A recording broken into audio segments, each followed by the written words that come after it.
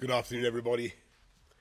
I've just chaired a meeting of the government's Emergency Cobra Committee following the sickening attack outside Liverpool Women's Hospital yesterday. My thoughts remain with all those affected. On behalf of the whole country, I want to pay tribute to the emergency services who responded, as always, with such speed and professionalism. The police have now confirmed that this is being treated as a terrorist attack, and while the investigation continues at pace, you will understand that I can't comment on the details of the case or its motivation, but it is a stark reminder of the need for us all to remain utterly vigilant. And the Independent Joint Terrorism Analysis Centre, JTAC, are today raising the UK's threat level from substantial to severe, meaning an attack is highly likely.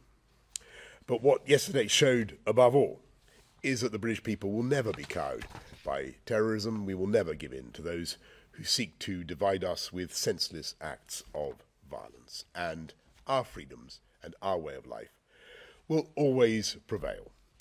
Turning to COVID, I want to update you on our progress, and in particular on the storm clouds that are gathering over parts of the continent. A new wave of COVID has steadily swept through Central Europe and is now affecting our nearest neighbours in Western Europe. Our friends on the continent have been forced to respond with various degrees of new restrictions, from full lockdowns to lockdowns for the unvaccinated, to restrictions on business opening hours, restrictions on social gatherings. We don't yet know the extent to which this new wave will wash up on our shores, but history shows that we cannot afford to be complacent.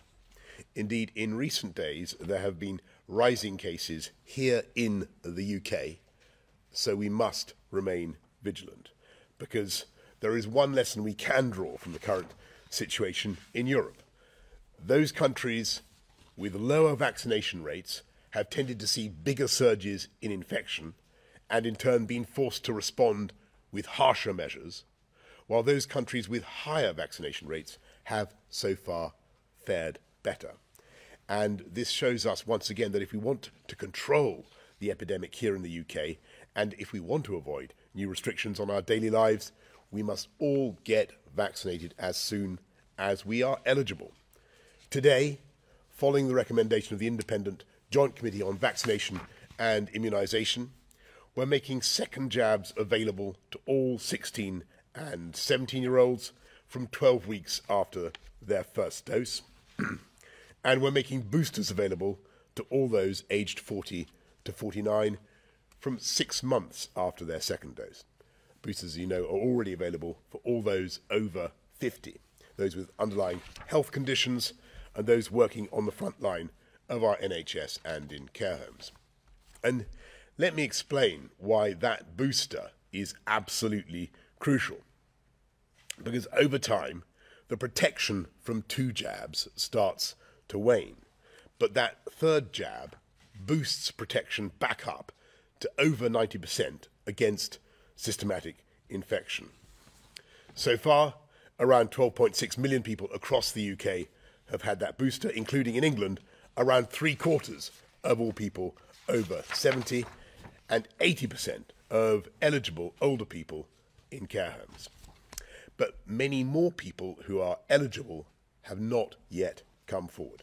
And so, if you are one of those people, please go and get that third jab, because it would be an utter tragedy if, after everything we've been through, people who had done the right thing by getting double vaccinated ended up becoming seriously ill or even losing their lives because they allowed their immunity to wane by not getting their booster. And if you haven't even had one dose, it's not too late. In fact, there's never been a better time to get that vital protection as we head into winter. So please, please go and get vaccinated to protect yourself and others. And in doing so, we can help to ensure that we can continue in the way that we are. Sticking to our plan of using vaccination to control this virus. Thank you very much, and I'm now going to hand to Chris to do the slides. Thank you, Prime Minister. First slide, please. I'll start off with some relatively familiar slides as an update to where we are. The number of people testing positive in the UK has gone up and down a certain amount, but has broadly been flat at a fairly high level now for many weeks. And I think people can slightly overinterpret slight downturns and slight upturns. The half-term effect is making it slightly more difficult also to interpret the most recent data, but broadly this has been flat at a fairly high level now for a while. Next slide, please. The number of people in hospital with COVID is mercifully a lot lower than it was in the peak, but it is still significant. And again, this has been broadly flat for some weeks now. There's been a slight downturn recently, but it is relatively modest. And I think I should reinforce a point which I'm sure everyone is aware of, that in all the other areas, the NHS is also under very significant pressure from winter effects and from the catch-up from COVID, amongst other things. Next slide, please. The number of deaths of people who've had a positive test result for COVID in the UK also are, again, broadly flat, currently averaging around 156 deaths per day. Next slide, please. I wanted to just pause a little bit on this one. This is the number of people aged 12 and over who've received vaccination for COVID-19 in the UK. And the overwhelming majority of people have chosen to take up that offer, protecting themselves and those around them.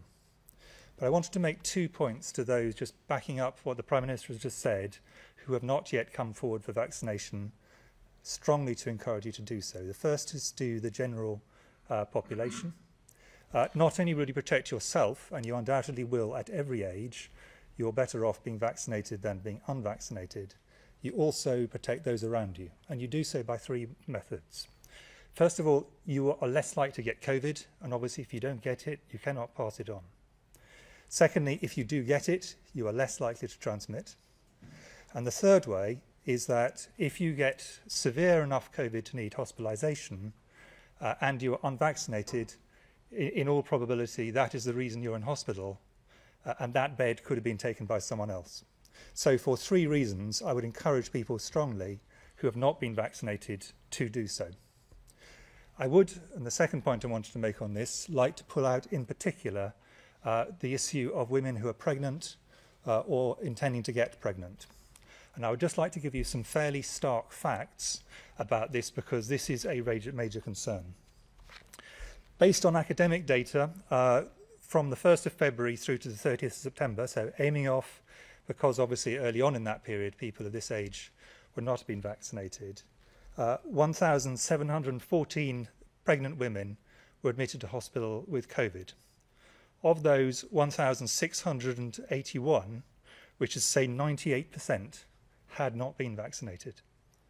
And if you go to those who were very severely ill in intensive care, of 235 women admitted to ICU, 232 of them, over 98%, had not been vaccinated. These are preventable admissions to ICU, and there have been deaths. All the medical opinion is really clear that the benefits of vaccination far outweigh the risks in every area. This is a universal view among doctors and among the midwife advisory groups, among the scientific advisory groups. So can I please encourage all women who are pregnant or wishing to become pregnant to get their vaccination? And I would extend that also, incidentally, to flu, which is also very dangerous for women who are pregnant. Next slide, please. The number of people who received a booster or third dose of vaccination is continuing to rise, as you can see in this graph. And as the Prime Minister said, and my colleagues, Professor Van Tam and Professor Lim and Dr. Rain said this morning, JCVI has advised and the government has agreed to extend this booster down the range to people in their 40s, as well as to advise a second vaccine for young people 16 and 17 years of age. And just to reinforce the points that were made earlier this morning, there is clear evidence that having a booster significantly increases your protection at all age ranges, and we would strongly recommend people who have actually been invited to have the booster to do so, and given that we're heading into the very difficult winter period, to do so as soon as they are eligible to do so. Next slide, please. The final slide was really just to put some numbers behind the point that the Prime Minister made about the rates of increase in continental Europe at the moment. And I want to put a caution around comparing absolute rates, because the way different countries measure this is different. So therefore, these are not strictly comparable. But the rate of change, because with any country it is stable, the rate of change can be interpreted. And as you can see, looking at, there's already been a very significant increase in Eastern Europe, which is still ongoing, with significant numbers of people dying, in particular among the unvaccinated. But that has now moved westward, and as you can see, is now increasing significantly also in many Western European countries. So we all knew, everywhere in Europe we knew, that as we went into winter, into the typical respiratory virus flu season, that the risks would be greater. And I think this is a demonstration of the fact that we're beginning to see a winter respiratory effect. There will be other reasons as well. So I think it is important that we take continue to take COVID extremely seriously, and essentially continue to do the things that have been consistently recommended. Vaccination, the boosters, including the new areas, but also ventilation, wearing masks in enclosed spaces, washing hands, and taking sensible precautions, as people have done throughout this pandemic. Thank you.